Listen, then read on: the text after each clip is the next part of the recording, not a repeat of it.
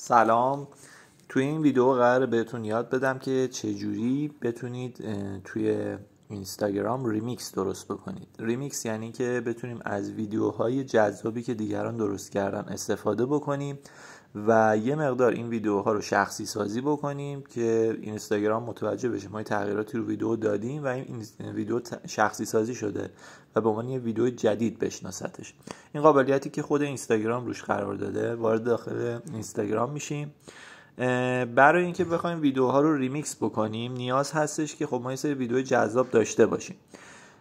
ما پیج‌های مختلفی داریم دیگه، پیج‌های پوستی هستش، پیج‌های کود هستش با موضوعات مختلف. شما باید یه سری از کسایی که حالا همکار خودتون هستن و در نهایت توی حالا موضوع شما ویدیو درست میکنن و پیج‌هاشون بالا هستش، پیج‌های خوبی دارن رو پیدا بکنید. اینا رو حالا یا فالو داشته باشید و در نهایت یه جوری ذخیره‌شون داشته باشید که بتونید از ویدیوهای اینها استفاده بکنید. معمولا ویدیوهایی که باشون ریمیکس درست میکنیم باید ویدیوهایی باشه که بازدید خوبی خورده باشه و بازخورد خوبی از قبل گرفته باشه. من وارد پیجی که از این همکاران میشم، مثلا پیج نانو کلین شاپ برای پیج‌های نانو، و در اینجا میام وارد قسمت ریلز های این آدم میشم. قسمت ریلز میشه این قسمت. وارد ریلز ها میشم و اینجا مشخصه که هر کدوم از حالا ویدیوهای این فرد چقدر ویو خورده، چقدر بازدید خورده. سعی کنید بیشتر ویدیوهایی رو برای ریمیکس استفاده بکنید که بازدیدهای بیشتری خورده. مثلا ببینید این ویدیو بازدید خیلی زیادی خورده، میبینید، یعنی برای بیننده جذاب بوده، برای مخاطب جذاب بوده و شما میتونید از همین ویدیوها استفاده بکنید برای اینکه بخواید باهاش ریمیکس درست بکنید. و همونطور که میبینید ویو خوبی خورده و در نهایت حالا روش یه صحبتی هم در نهایت اون فرد داره انجام میده. بهترین کاری که میتونیم بکنیم این هستش که ما هم روی ویدیو صدای خودمون رو قرار بدیم، یعنی صدای اون فرد نباشه و بتونیم ویدیو رو از این طریق شخصی سازی کنیم. حالا طریقه درست کردن ریمیکس به چه صورت هستش؟ ما یه 3 نقطه پایین داریم توی این قسمت که حالا اگر گوشیتون فارسی باشه احتمالاً روی دست چپ تصویر خواهید دید.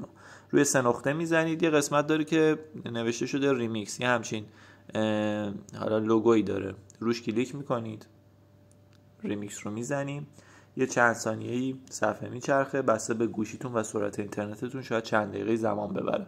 صبر میکنیم تا آماده بشه برای ریمیکس. حتما هم دقت بکنید قبل از اینکه وارد این بخش بشید روی دکمه ریمیکس بخواید بزنید، صدای اون ویدیو رو بزنید روش که قطع بشه، یعنی صداش در حال پخش شدن نباشه. این نکته خیلی مهمیه چون باعث میشه که صدا بیفته روی اون در نهایت چیزی که دارید صحبت میکنید. صبر میکنیم تا ویدیو پردازش بشه و آماده ریمیکس گذاری بشه. بعد یه همچین صفحه رو میبینید که پایین یه سری حالا گزینه ها براتون گذاشته شده که شما میتونید روی همین ویدیو رو ویرایش بکنید و بالا یه قسمتی هستش که شما روی دوربین بزنید، از اونجا میتونید خودتون هم ویدیو بگیرید. اگر دقت بکنید تصویر من رو میاره، من میتونم تصویرم رو با 2 انگشتم کوچیک بکنم، گوشه تصویر قرار بدم و زمانی که ما ویدیو رو میگیریم تصویر من این گوشه میمونه و من میتونم روی ویدیو صحبت بکنم. حالا چند ثانیه زمان میبره تا اون حالت سیاه شدگی پشت تبدیل بشه به همین حالت تصویر و من میتونم تو همین حالت شروع بکنم صحبت کردن. یا میتونیم این کار رو انجام بدیم یا اینکه توی این قسمت دقت بکنید یک لوگوی وجود داره، عکس آدمک هستش. روی این اگر کلیک بکنید تصویر رو به صورت دوگانه برای شما در میاره. من روی این تصویر کلیک میکنم، اگر دقت بکنید مدل های مختلف تصویر رو داره، به صورت دوگانه میتونه درش بیاره که من در کنار قرار بگیرم، یا اینکه به صورت بالا پایین میتونه درش بیاره تصویر رو، یا اینکه عکس منو بزرگ کنه و تصویر رو کوچیک‌تر کنه که تو این حالت شما میتونید تصویر تا یه حدی بزرگ و کوچیک هم بکنیدش. و من حالا از حالت دوگانه میام استفاده میکنم. میتونم روی دکمه وسط بزنم، شروع کنم فیلم گرفتن و من میتونم روی صحبت بکنم. دقت بکنید توی این موقع هم حتما صدای گوشی خودتون رو تا انتها کم بکنید که صدای ویدیو رو صدای شما نیفته. پس حتما قبل از گرفتن ریمیکس صدای ویدیو رو قطع میکنید قبل از که بیاید توی ریمیکس. توی خود ریمیکس هم که میخواید فیلم بگیرید، میخواید ویدیو بگیرید، صدا رو کم میکنید و شروع میکنید روی ویدیو میتونید صحبت بکنید. مثلا تو اینو پلی بکنم بگم حالا این محلولی که چربی زده هستش میتونه اسپری بکنید روی اون کتریه، در نهایت خیلی خوب میتونه تمیزش بکنه و یه توضیح در نهایت راجع به اون محلوله بدم. یا میتونیم این کار رو بکنیم، یا اینکه میتونیم فیلم های مرتبط به اون محصول یا فیلم های مرتبط و جذابی که مربوط میشه به این کار رو داشته باشیم و به جای تصویر خودمون تو این قسمت بذاریم. حالا من میرم الان توی گالری و یه ویدیو مرتبط با چربی زدا پیدا میکنم، ویدیویی که شاید از قبل ذخیره داشته باشیم، از جای مختلف میتونیم گرفته باشیم و این ویدیو رو انتخاب میکنم.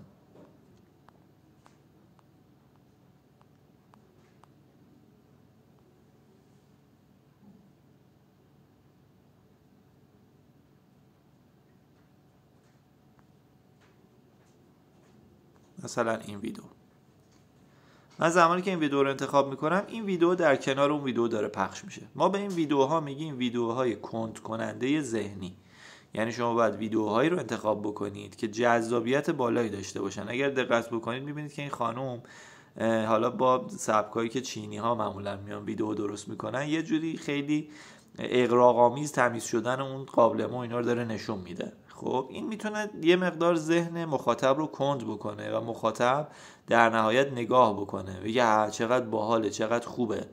میدونید همه اینا کمک میکنه که در نهایت طرف ویدیو شما رو بیشتر ببینه و در نهایت ویدیو شما بیشتر دیده بشه و بره توی اکسپلور اصطلاحاً.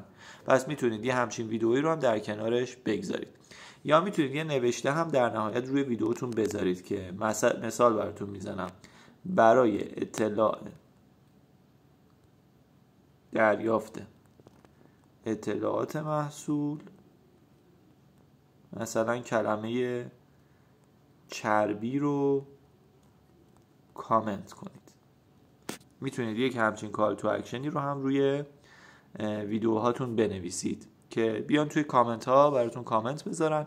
به این ویدیوهای شما هر چقدر لایک بیشتری بخوره، هر چقدر کامنت بیشتری بگیره، یعنی براتون پیام بیشتری بذارن و هر چقدر بیشتر دیده بشه، یعنی آدم ها وقت بیشتری روش بگذرونن، در نهایت بازخورد بیشتری میگیره و میره توی اکسپلور. پس باید سعی بکنید که این سه تا چیز رو رعایت بکنید. الان ما با گذاشتن این ویدیو باعث میشیم که لایک بیشتری بخوره، ویوی بیشتری بخوره و اون کلمه چربی هم که اون بالا نوشتیم در نهایت کمک میکنه که آدم ها بیان برامون کامنت بذارن و بازخورد خیلی بهتری رو بگیریم. قسمت‌های مختلف دیگه هم داره، مثلا روی این آدمکی اگر بزنید شما میتونید عکس محصولات یا اینجور چیزها رو هم از طریق کات اوت یا چیزهای مختلف بذارید، آواتار بذارید، شکلک‌های مختلف رو داره که میتونید استفاده بکنید. اینا تو قسمت‌های مختلف هستش، نظرسنجی، عکس، چیزهای مختلف میتونید روی ویدیوتون بذارید. مثلا من اینجا بیارم خود لوگوی عکس چربی زدا رو من گذاشتم اینجا و عرضم به حضورتون که میتونم اینجا استفاده کنیم. برنامه همجا باز شد. اینجا مثلا چربی زدا رو عکسشو به صورت کات اوت گذاشتم تا بیام اینجا استفاده بکنم. عکس چربی زدا یا محصولتون رو هم میتونید بذارید اینجا.